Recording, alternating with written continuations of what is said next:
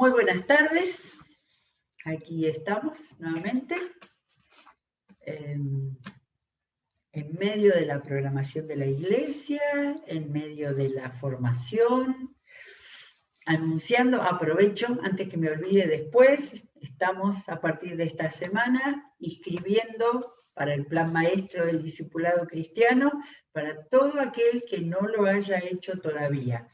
Aunque algunos que lo han hecho hace muchos años este curso, me preguntaron si podían hacerlo de nuevo. Claro, no hay ningún problema. Un curso que dura más o menos 8 meses durante el año en grupos, se hace por Zoom,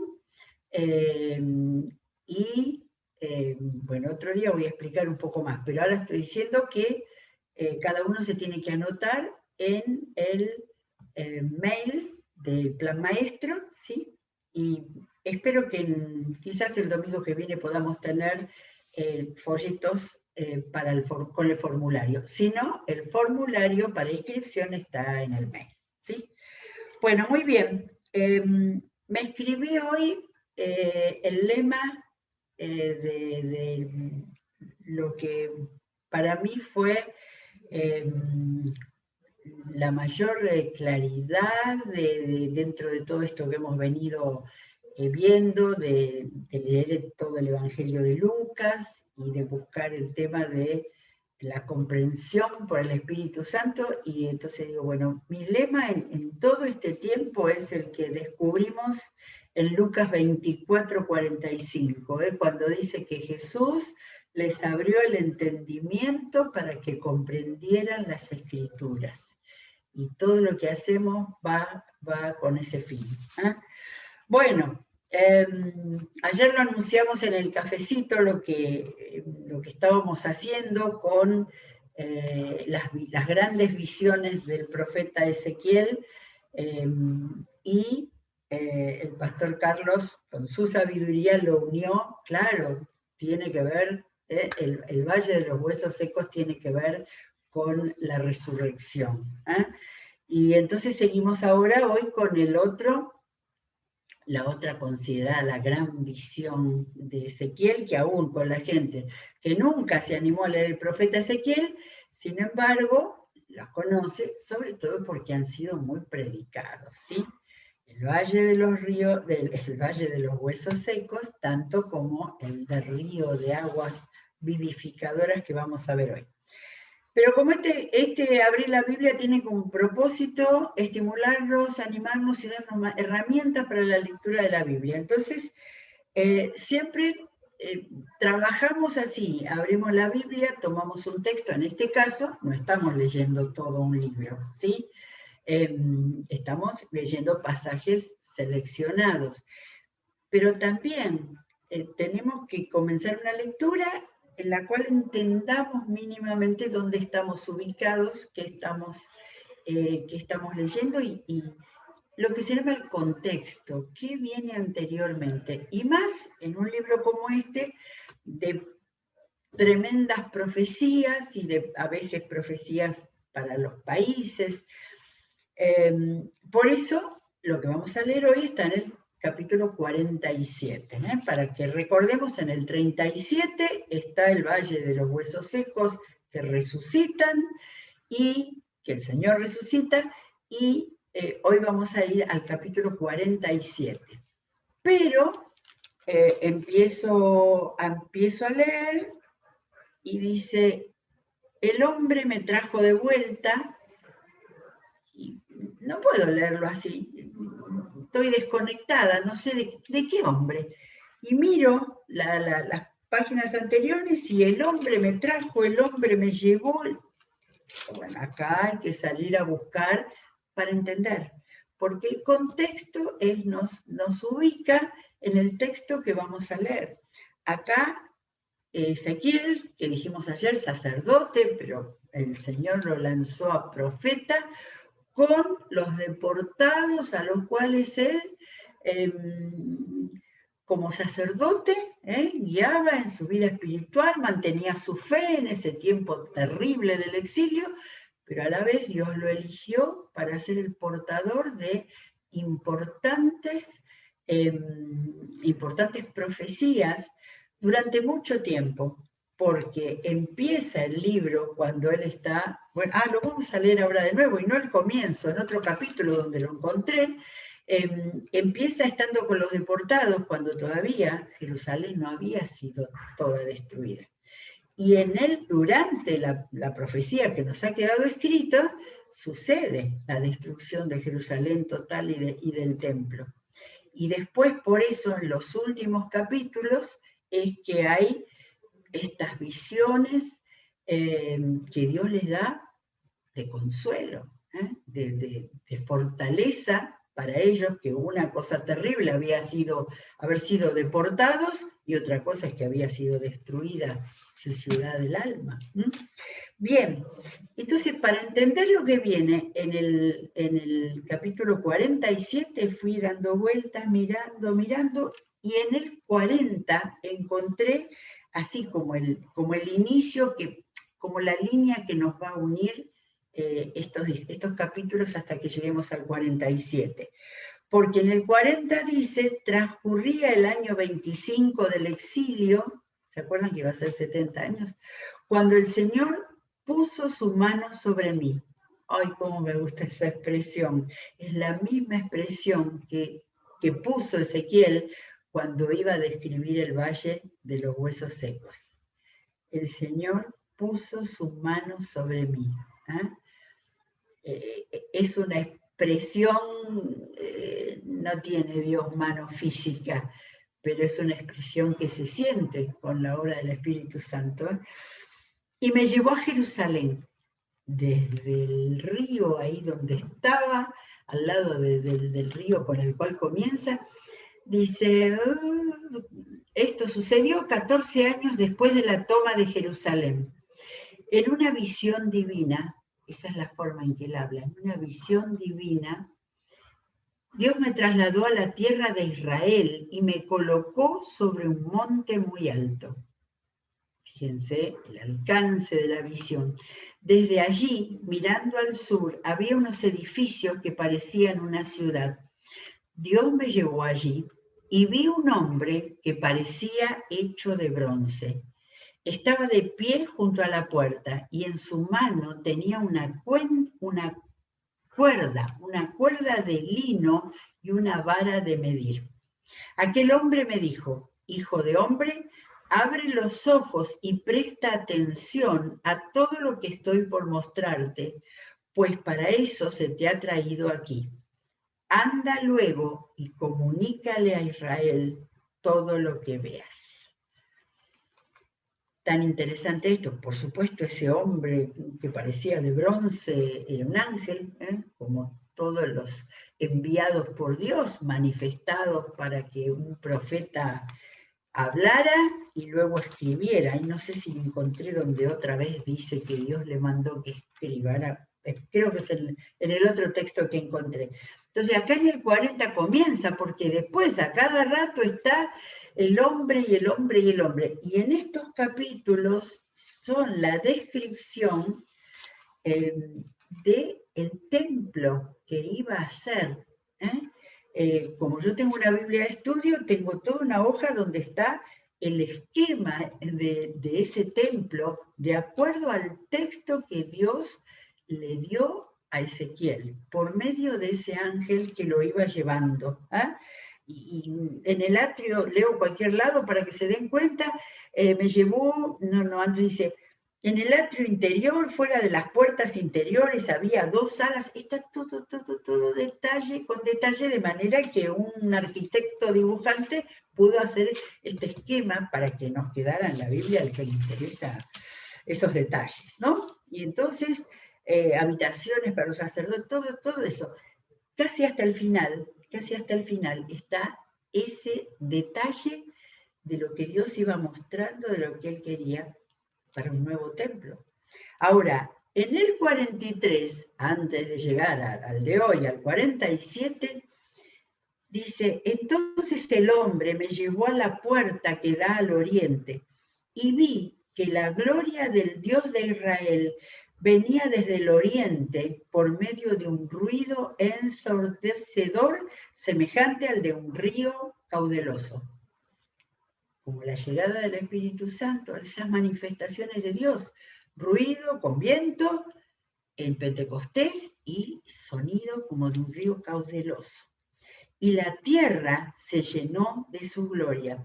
Esta visión, explica Ezequiel, era semejante a la que tuve cuando el Señor vino a destruir la ciudad de Jerusalén y a la que tuve junto al río Quebar, que esa es la del comienzo del libro de Ezequiel.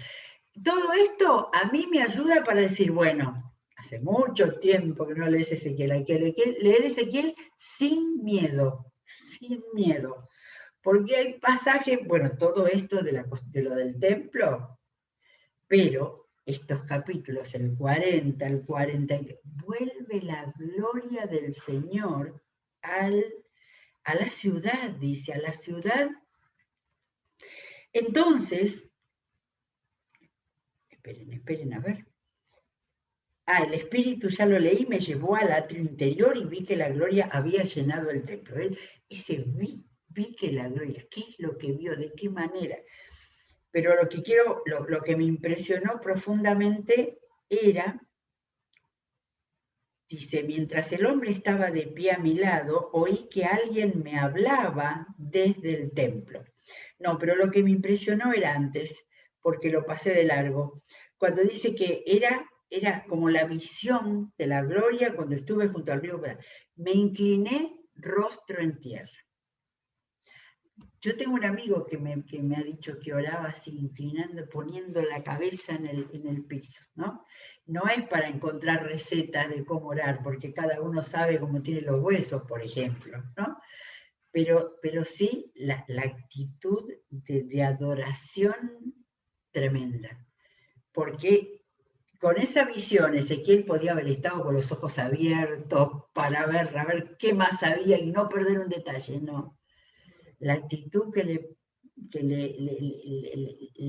promovió en su interior el hecho de estar frente a la gloria del Señor, de nuevo, porque se estaba en visiones construyendo el templo, lo llevó a inclinarse con lo mayor de su cuerpo en adoración. Eso subrayado. Entonces el hombre que estaba de pie le habló y le dijo: Hijo de hombre, este es el lugar de mi trono, el lugar donde pongo la planta de mis pies. Aquí habitaré entre los israelitas para siempre. Esto era profecía. Y esto es lo que Dios quería. Porque a mí enseguida me sale, sí, Señor, pero esto no pudo llegar a ser. Pero eso es lo que Dios quería. Quedó en la palabra. Si la voluntad de Dios no se ha cumplido, si la voluntad de Dios no se cumple, porque los hombres la arruinamos en el camino. Fíjense, el pueblo de Israel y sus reyes no volverán a profanar mi santo nombre con sus infidelidades, ni con sus tumbas reales y sus cultos idolátricos. Los israelitas profanaron mi santo nombre con sus acciones detestables. Por eso, avanzo en la lectura, voy por el versículo 8. Por eso en mi ira los exterminé. Que alejen ahora, que van a la reconstrucción, sus infidelidades y sus tumbas reales, y yo habitaré en medio de ellos para siempre. Hijo de hombre, porque era el representante del Señor Ezequiel en ese momento, cuéntale al pueblo de Israel acerca del templo, de sus planos y medidas, para que se avergüencen de sus iniquidades. Y si se avergüenzan de todo lo que han hecho, hazles, si están dispuestos a escuchar al Señor, hazles conocer el diseño del templo y su estructura, con sus salidas y entradas, es decir, todo su diseño, al igual que sus preceptos y sus leyes. Y esto, yo lo subrayé en mi Biblia. Pon todo esto por escrito ante sus ojos para que sean fieles y cumplan todos sus preceptos. Cada vez que encuentro cuando Dios dice pon su escrito, pon todo esto por escrito, desde creo que es Éxodo 17, el primero que encontré, lo anoto. Esto es porque esta es la Biblia que tenemos hoy en nuestras manos. Dios iba pensando hasta nosotros y los que seguirán, diciendo a su profeta que pongan eso por escrito. Bueno, pero yo prometí el capítulo 47, pero ¿se dan cuenta? En el 40 nos ubica que está entrando en un nuevo tiempo de visiones que tienen que ver con el templo. Y les digo que es tremendo. Medida acá, medida allá. Un arquitecto puede tomar todo eso y hacer el esquema del templo. Bien, sigue así, sigue así. Y en el 47 hay una nueva visión que no tiene nada que ver con... Sí, tiene que ver con medidas, perdón, ya van a ver. El hombre me trajo de vuelta a la entrada del templo, que hasta le había hecho mirar una Jerusalén inexistente en ese momento, pero era la Jerusalén que tenía Dios en su proyecto, y acá lo trae de nuevo a la entrada del templo. Y vi que brotaba agua por debajo del umbral en dirección al oriente, que es hacia donde da la fachada del templo. ¿Sí? Yo digo, bueno, voy a tratar de entenderlo para explicarlo, pero se me escapan los detalles, pero bueno, vamos a tratar de a ver si nos damos cuenta.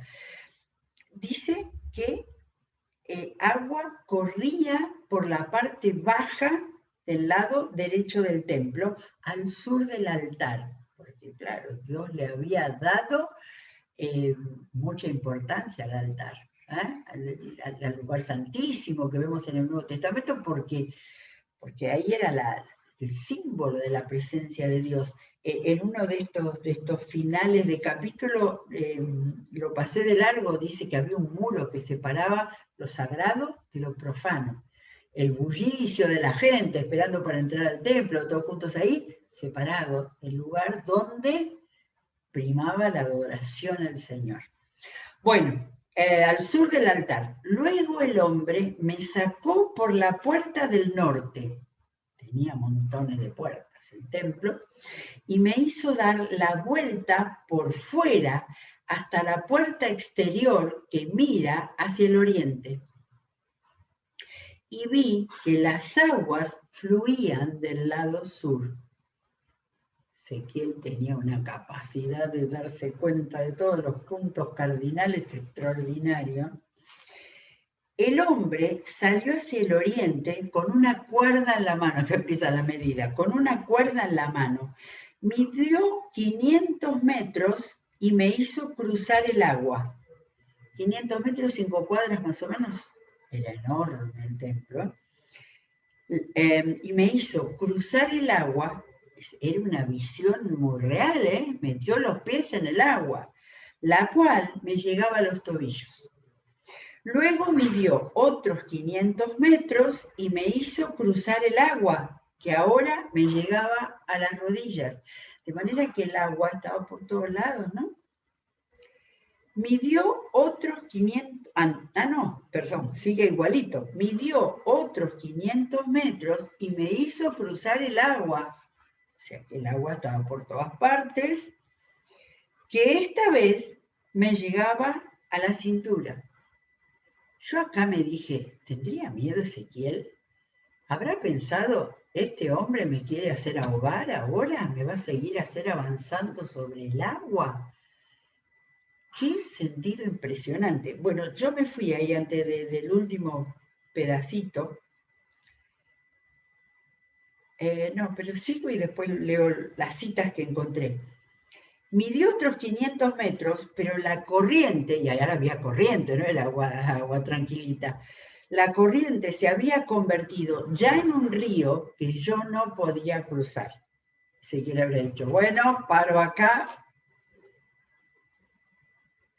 Entonces me preguntó, ¿lo has visto, hijo del hombre? Esa pregunta es tan extraña como la que el Señor le hizo frente al Valle de los Huesos Secos, ¿no? ¿Lo has visto, hijo del hombre? Para contestar, sí, Señor, que no me quiero ahogar. Ahora, digo, aguas caudalosas. En la Biblia hay mucho de las aguas, así que Voy a las referencias, saben lo importante que es lo que tenemos Biblia, que en el costado tenemos de cada versículo donde hay referencias para otra parte de la Biblia, y es muy importante leerla, nos completa la imagen de lo que estamos leyendo. A ver, tengo Salmo 36:8, es una de las que encontré. A ver, Salmo 36:8, fíjense. Dice, les das a beber de tu río de deleites, porque en ti está la fuente de la vida. Imágenes y metáforas, la dádiva de Dios como un río de deleites. Un poquito más allá, en el Salmo 48, no, 46, perdón, acá muy cerquita, en el Salmo 46:8, esa es una gran... 46:8, no encuentro el 8, no era acá, sí, 46:4, copié mal. Hay un río cuyas corrientes alegran la ciudad de Dios, la santa habitación del Altísimo. Hay un río cuyas corrientes alegran la ciudad de Dios, la santa habitación del Altísimo. No es casualidad, son las imágenes que Dios usa, que sus profetas, sus hombres usan para hacer ver, para percibir espiritualmente.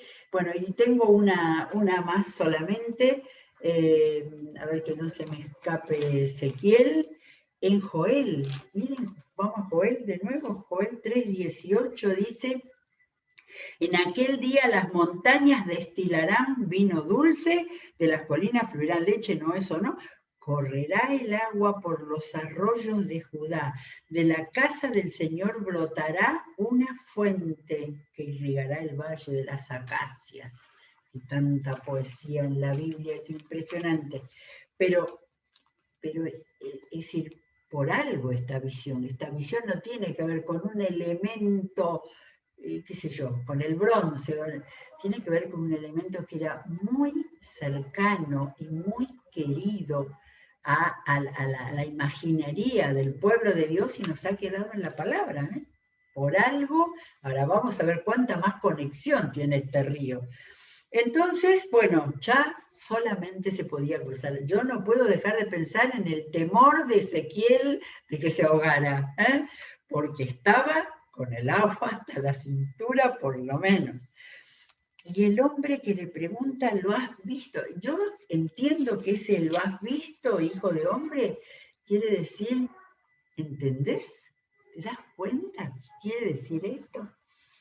Enseguida me hizo volver a la orilla del río. Menos mal, se nos salvó Ezequiel. Me hizo volver a la orilla del río, y acá cambia la imagen de lo que parecía, ¿sí? Porque nuestra civilización en este tiempo sabe que un río que sube es una inundación, es un tsunami, y es algo tremendo que es temible, ¿no? Pero no, esto era otra cosa.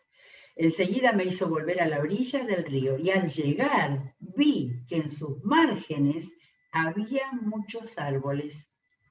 Nada que ver con lo que él estaba pensando antes.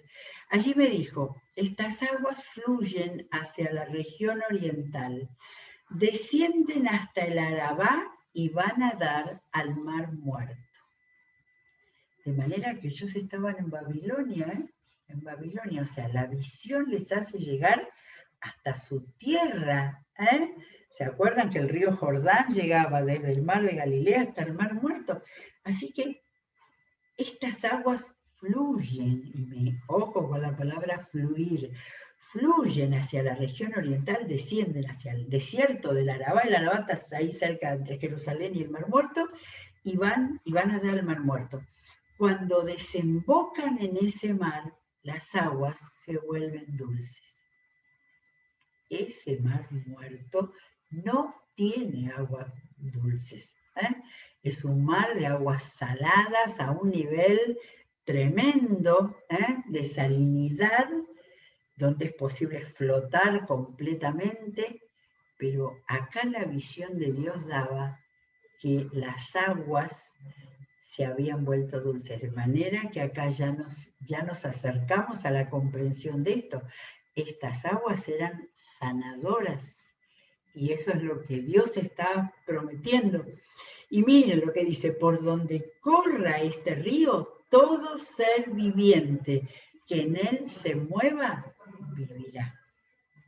Aguas de vida. Habrá peces en abundancia, claro. En el mar muerto no hay peces, no hay ningún ser viviente. Habrá peces en abundancia porque el agua de este río transformará el agua salada en agua dulce, y todo lo que se mueva en sus aguas vivirá. Podría haber quedado ahí la visión, pero fíjense, yo digo, los detalles de Dios. Junto al río se detendrán los pescadores, y si esos eran pueblos de pescadores, era muy importante para ellos, desde Engadi hasta Eneglayín, porque allí habrá lugar para secar sus redes. Hasta ese detalle. Los peces allí serán tan variados y numerosos como en el mar Mediterráneo. Acá el comentarista dice que eso debe ser el mar muerto, no el mar, porque el mar Mediterráneo estaba lejos, pero no sé. Pero sus pantanos y marismas no tendrán, eso tenía el mar muerto, pantanos y marismas, no tendrán agua dulce, sino que quedarán como salinas.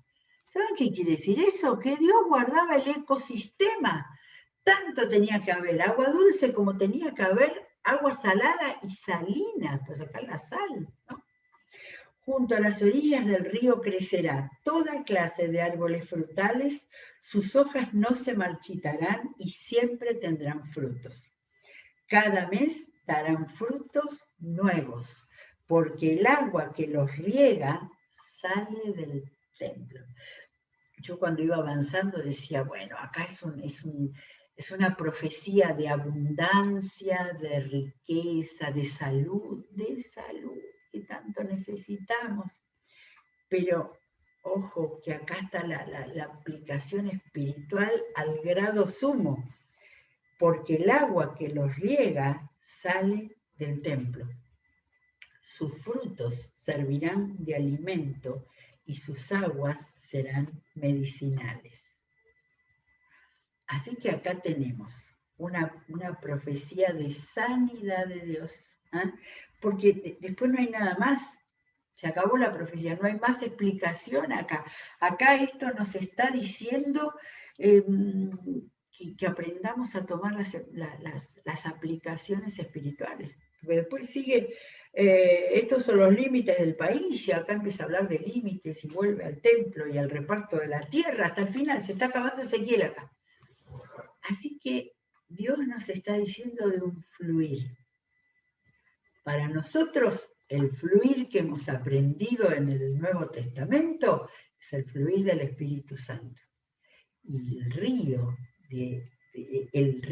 que sube, que crece, que cubre y que fluye, es el Espíritu Santo. Y por supuesto que me acordé hace poco que el pastor Carlos habló de este pasaje. No me acuerdo cuán poco, pero hace poco. Este fluir del Espíritu Santo es el que nosotros podemos llegar a tener cuando conocemos a Jesús, cuando aceptamos a Jesús y lo acabamos de ver.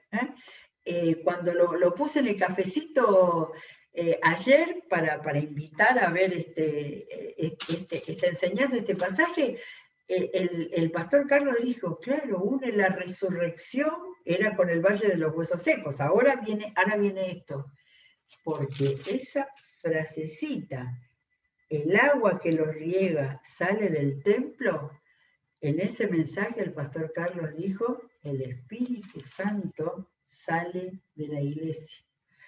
Porque no solamente para que la iglesia lo reciba, sino para que fluya, afecte y sea la salvación que salga desde la iglesia. Bueno, hay que leerlo de nuevo, Qué pasaje maravilloso. Así que la voluntad de Dios es que de su río haya sanidad, haya vida, haya riqueza y abundancia. Esa es la voluntad de Dios, ¿sí? Así que busquémosla, pidámosla, porque acá nos quedó. Acuérdense que el hombre, el ángel, dijo de parte de Dios que escriba esto para que nos llegue a nosotros. Tenemos que comprenderlo, tenemos que leerlo. Es así. Muy bien. Invito a seguir en la programación. Vamos a seguir orando, por supuesto, ahora, como todos los días, cuando oramos con vos. Y busquen en la placa el mail para encontrar ahí la plantilla y formulario de inscribirse, todos los que no hayan hecho el plan maestro para el discipulado cristiano. Será hasta mañana, si Dios quiere.